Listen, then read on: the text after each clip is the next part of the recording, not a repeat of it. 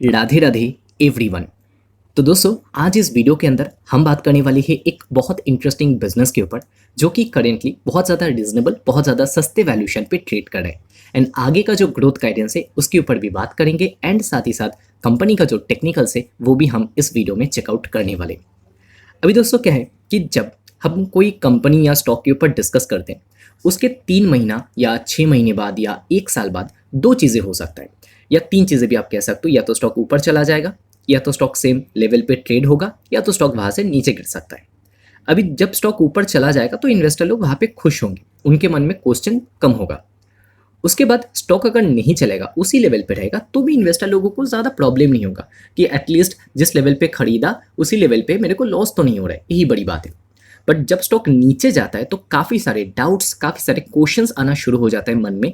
क्या मैंने कोई गलत स्टॉक या कंपनी पिक कर लिया? क्या मेरे को बेच देना चाहिए? मेरा पैसा दूसरे कंपनी में शिफ्ट कर देना चाहिए? ऐसे बहुत सारे क्वेश्चन दिमाग में आते हैं।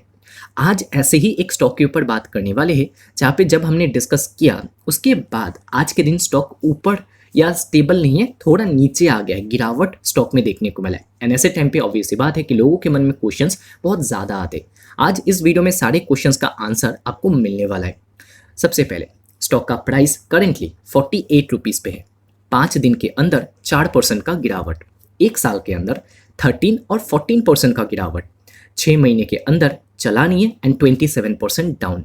1 साल की बात करें तो 33% का नेगेटिव रिटर्न स्टॉक ने प्रोवाइड किया।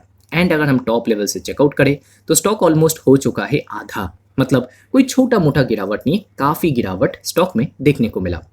5 साल का चार्ट कुछ ऐसा दिखता है जहाँ पे रिटर्न तो अभी भी बहुत शानदार 500% से ज़्यादा का रिटर्न है। बट जो स्टॉक चला गया था एक टाइम पे 100 के लेवल पे, वो आज 48 पे है, मतलब 50% नहीं, उससे भी ज़्यादा गिर चुका है ये कंपनी का स्टॉक। तो दोस्तों, कंपनी कौन सा है? कंपनी का नाम है Tarachand infra logistics solutions limited. सबसे पहले कमेंट करके बताना ज़रूर कि इस कंपनी में कितने लोग इन्वेस्टेड हो, कितने परसेंट का प्रॉफिट या लॉस लेकर बैठे हो। ज़्यादातर लोगों का लॉस ही होगा, ठीक है? क्योंकि देखिए, ये सेम कमेंट करने को मैं बोलता हूँ उन कंपनीज़ में भी जहाँ पे प्रॉफिट हो रहा है, वो देखने में बहुत अच्छा लगता है। बट मैं चाहता हूँ कि ये चैनल जो है ना, ये ट्रांसपेरेंट रहे एंड ट्रस्टेबल रहे, जिससे आपको ये भी पता चले कि कौन से स्टॉक चल रहे हैं, कौन से स्टॉक नहीं चल रहे। क्योंकि देखिए, बहुत सारे यूट्यूब चैनल्स आपको मिलेंगे जिनका कभी स्टॉप लॉस जो है वो ट्रिगर नहीं होता, जो सिर्फ प्रॉफिट ही बनाते हैं, उनको कभी लॉस नहीं होता, जो स्टॉक में हाथ डालते हैं वही सोना बन जाता है। तो उनके जो लॉस मेकिंग ट्रेड्स हैं ना, उनके बारे में पता नहीं चलता है। तो ऊपर ऊपर से जो व्यूअर्स हैं उनको बहुत अच्छा लगता है, अरे बहुत सही चैनल को हमने सब्सक्राइब किया है, बट वो एथिकल काम नहीं है। मेरे लिए भी बहुत ईजी है इसको भूल जाना, बट वो हम करेंगे नहीं कभी। अभी ताराचंद कंपनी का स्टॉक पहले तो गिर क्यों रहा है वो हम जान लेते हैं। इसके पीछे का मेन रीज़न है कंपनी का रिजल्ट। इस बार क्या हुआ कि सेल्स थोड़ा बहुत ग्रो हुआ, 10-11%, ठीक है। बट प्रॉफिट जो गिरा, ये सबसे बड़ा नेगेटिव फैक्टर बन गया इस कंपनी के रिजल्ट का। 70% डाउन कंपनी का प्रॉफिट। क्यों? क्योंकि 1 साल पहले कंपनी का मार्जिन था 36.7%। इस बार वो गिर के 30% के बिलो आ गया। तो मार्जिन गिरावट बिल्कुल अच्छा नहीं होता है एंड मार्केट के मन में क्वेश्चन आ जाता है, क्या पता कि अगले क्वार्टर में भी अगर मार्जिन गिरे तो शायद प्रॉफिट गिर सकता है। तो इस वजह से हमको स्टॉक में करेंटली गिरावट देखने को मिल रहा है, ठीक है। अभी ताराचंद इंफ्रा लॉजिस्टिक ये कंपनी करता क्या है? देखिए, ये लॉजिस्टिक सोल्यूशन प्रोवाइड करते हैं and equipment hiring and basically rental का कामकाज करते हैं। मतलब बहुत सारे क्रेन्स इनके पास आपको देखने को मिल जाएंगे जो ये रेंट पे देते हैं। पहले क्रेन्स को खरीदते हैं, उसको रेंट पे देते हैं। बहुत हद तक आप बोल सकते हो कि बहुत सारे जो ओला उबेर वाले हैं ना, वो ऐसे ही करते हैं। मालिक पहले गाड़ी खरीद लेते, उसको आगे रेंट पे दे देते, किसी ड्राइवर को दे देते। तो वैसा वाला बिजनेस है, बट क्रेन्स के सेगमेंट में। एंड जब कंस्ट्रक्शन एक्टिविटी बहुत होएगा तो ये कंपनी को फ़ायदा बहुत मिलेगा। आज के दिन कंपनी का मार्केट कैप 382 करोड़। बट देखिए, क्या है ना कि जब भी आप कोई कंपनी में निवेश करते हो, आपको एक कन्विक्शन बिल्ड करना होता है, आपको थीम के ऊपर भरोसा दिखाना पड़ता है। आपको क्या लगता है कि इंडिया में जो कंस्ट्रक्शन एक्टिविटी है वो दिन ब दिन कम होएगा या बढ़ेगा? मैं बताऊँ सच तो मुझे लगता है कि जो कंस्ट्रक्शन एक्टिविटी है वो बढ़ने वाला है। हाँ, कभी कभी सीजनल इम्पैक्ट आ जाता है, बट लॉन्ग टर्म में कंस्ट्रक्शन एक्टिविटी बढ़ने वाला है। ये मेरा थॉट प्रोसेस है, ठीक है। ये थीम के ऊपर मेरा भरोसा है। देन स्टॉक का पीई रेशो करेंटली 16 का है, जो कि रिजनेबल है। आरओसी रिटर्न ऑन इक्विटी अच्छा एंड हेल्दी। कर्जा है 138 करोड़ का एंड कैश की बात करें तो 26 करोड़ का कैश है। अभी क्या कंपनी में कर्जा कम है?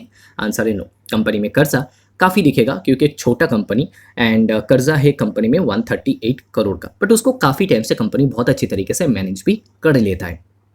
अभी रिसेंट क्वार्टर का तो रिजल्ट हमने देख लिया, अभी देखते हैं थोड़ा लॉन्ग टर्म का परफॉर्मेंस। तो अगर आप देखेंगे 2026 में कितना ग्रोथ लाया था कंपनी ने, वो था 15%, रीजनेबल ग्रोथ। उससे पहले 44%, उससे पहले 21, उससे पहले 10%, उससे पहले 16%। 2021 तो कोविड इम्पैक्टेड पीरियड था, तो ग्रोथ नहीं, डी ग्रोथ आपको दिखेगा, बट ओवरऑल ग्रोइंग कंपनी है, अच्छी बात है।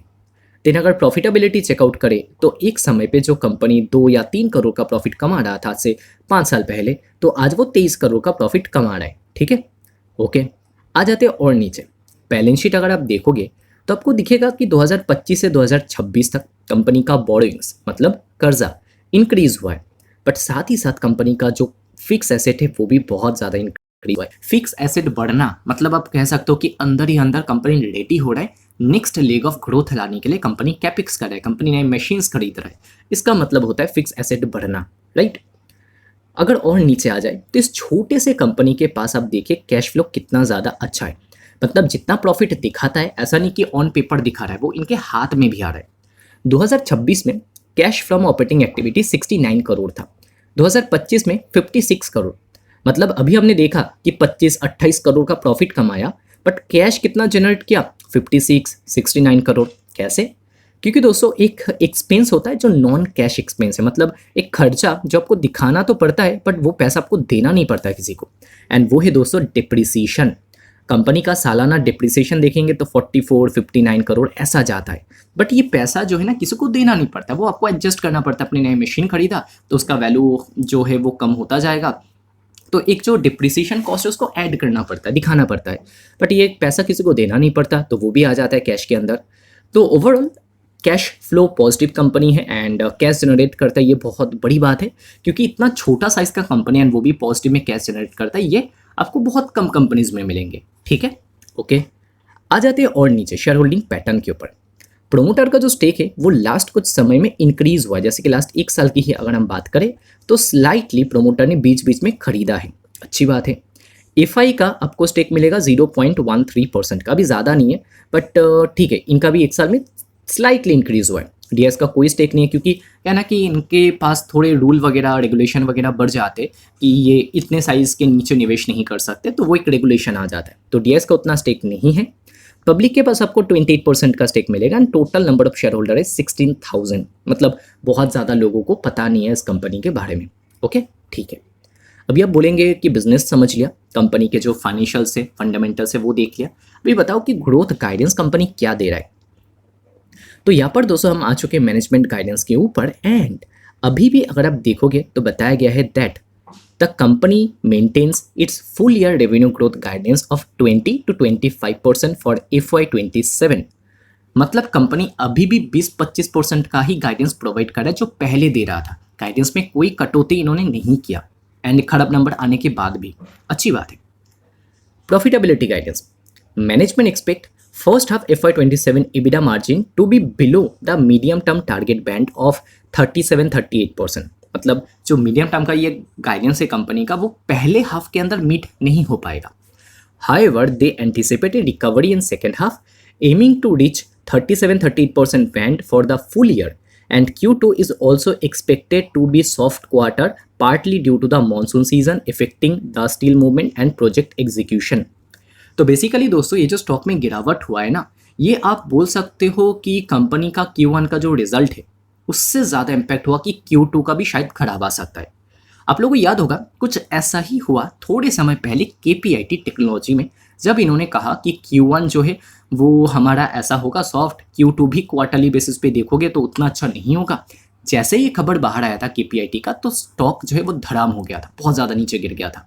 एंड ये तो छोटा कंपनी है, लो लिक्विडिटी वाला स्टॉक है, थोड़ा बहुत सेलिंग आएगा तो स्टॉक बहुत ज़्यादा गिर जाएगा, एंड जब अच्छा टाइम आएगा थोड़ा बहुत बाइंग आएगा तो स्टॉक बहुत ज़्यादा ऊपर भी जा सकता है। तो 300-400 करोड़ का कंपनी, तो आप कह सकते हो कि high risky high rewarding also stock है। तो आई होप दोस्तों अब तक आपको पता चल गया ओवरऑल एनवायरनमेंट की कैसा रहने वाला है। कंपनी ने बता दिया कि देखिए जो सेकंड क्वार्टर है, मतलब अभी जहाँ पे हम चल रहे हैं सितंबर का क्वार्टर, ये भी शायद थोड़ा सॉफ्ट आपको देखने को मिले। पहले ही कंपनी ने बता दिया तो मार्केट ने आप कह सकते हो पहले प्राइसिंग कर दिया क्योंकि मार्केट देखता है फ्यूचर कि फ्यूचर में क्या होने वाला है, कंपनी क्या बात कर रहा है, एंड इस कंपनी ने कहा कि सॉफ्ट होने वाला है, तो उसको पहले प्राइस इन कर दिया, स्टॉक पहले ही गिर गया। अभी दोस्तों हो सकता है कि सेकेंड हाफ जब अच्छा आएगा, एंड सेकेंड हाफ में मैनेजमेंट कह भी रहा है कि मार्जिन भी हमारा इंप्रूव कर जाएगा। जो हमने देखा अभी अभी मार्जिन की 30% के नीचे आ गया, मैनेजमेंट कह रहा है कि सेकेंड हाफ में वो 37-38% रेंज पे चला जाएगा, राइट, उसके ऊपर चला जाएगा। तो ओवरऑल कहा जा सकता है कि अभी एक बैड फेज है कंपनी का, एंड वो कहीं ना कहीं पे जाएगा। मान लो एक और क्वार्टर, उसके बाद जाएगा, एंड उसके बाद स्टॉक का फिर से अच्छा टाइम शुरू होगा। And market is always future looking, मतलब अगर 2-3 क्वार्टर बाद अच्छा नंबर आना है तो पहले ही 2-3 क्वार्टर पहले ही स्टॉक भागना शुरू कर देता है। ये हमने देखा है बहुत सारी कंपनीज में। तो अभी 100 रुपीज़ का स्टॉक 50 के नीचे आ चुका है, एंड इतना ज़्यादा लॉस लेके अगर कोई एग्जिट कर रहा है तो आई थिंक कि उन्होंने पेन तो सहा, बट गेन के लिए वो रेडी नहीं है, एंड गेन का अच्छा टाइम वो छोड़ के जाएंगे, ऐसा मैं फील करता हूँ। तो इसी वजह से मैंने कल भी आपको बताया था कि मेरा जो प्लानिंग है वो होल्डिंग का ही है। ठीक है, स्टॉक गिरा, इसमें कोई बहुत बड़ी बात नहीं है, क्योंकि हर स्टॉक में प्रॉफिट नहीं हो सकता, ये मैं मानकर चलता हूँ, बट इसको मैं टाइम देने के लिए रेडी हूँ। ऐसा नहीं कि पूरा जो इंडस्ट्री है वो खराब कर रहा है, या मैनेजमेंट का ग्रोथ गाइडेंस चेंज हो गया, पूरा इन्होंने कट कर दिया, कटौती कर दिया गाइडेंस में, ऐसा सिचुएशन एज ऑफ नाउ नहीं है। तो इसी वजह से मेरा प्लानिंग अभी भी होल्ड करने का है। बाकी अगर कंटिन्यूसली खराब रिजल्ट आए तो मैं सेल करने के बारे में ज़रूर सोचूंगा, बट ऐसा कोई प्लान अभी नहीं है। ऑर्डर बुक की बात करें तो the executable order book for FY27 stands 204 crore as of July, and of the 74% is from equipment rental, and बाकी जो 26% है, सॉरी, स्पेशलाइज सर्विस से, एंड बाकी 26% इनका वेयर हाउसिंग एंड ट्रांसपोर्टेशन से आया है ऑर्डर। कंपनी ये भी कह रहा है कि अभी 150 करोड़ अंडर डिस्कशन है, ये भी ऑर्डर इनको मिल सकते हैं। कैपिटल एक्सपेंडिचर को लेके ये कहा कि 80 से लेके 100 करोड़ का इन्वेस्टमेंट हम करने वाले, कैपिक्स करने वाले FY27 में, एंड मोस्टली हम कर देंगे नवंबर 2026 से ही पहले। This investment is aim to deploying new asset to support revenue growth in second half, मतलब सेकेंड हाफ में जो ग्रोथ आएगा उसको सपोर्ट करेगा ये नया कैपिक्स। ठीक है, तो ये ओवरऑल दोस्तों ग्रोथ गाइडेंस हमको मिल गया। अभी चलिए कंपनी का जो टेक्निकल्स है वो भी थोड़ा सा चेकआउट कर लेते हैं, एंड उसके लिए हम आ चुके हैं जीरोधा में। एंड वीडियो को दोस्तों आगे कंटिन्यू करने से पहले अगर आपको वीडियो अच्छा लग रहा है वीडियो को लाइक कर सकते हो, एंड अगर आपको स्टडी रिपोर्ट, रिसर्च रिपोर्ट चाहिए डेली बेसिस पे तो आप बहुत कुछ मिस कर रहे हो, तो आप हमारा जो मेंबरशिप है यूट्यूब में वो ज्वाइन कर सकते हो। वहाँ पे बहुत सारी स्टडी रिपोर्ट हम डेली बेसिस पे शेयर कर रहे हैं। ठीक है, तो करेंटली इस स्टॉक का RSI अगर आप देखोगे वो आपको 31 या 32 पे दिखेगा, मतलब काफ़ी नीचे है, राइट, फेयर जोन पे आ चुका है स्टॉक। देन अगर मूविंग एवरेज करे तो स्टॉक इस टाइम पे हर कोई मूविंग एवरेज के नीचे खिसक के आ चुका है, मतलब गिरावट काफ़ी हुआ है।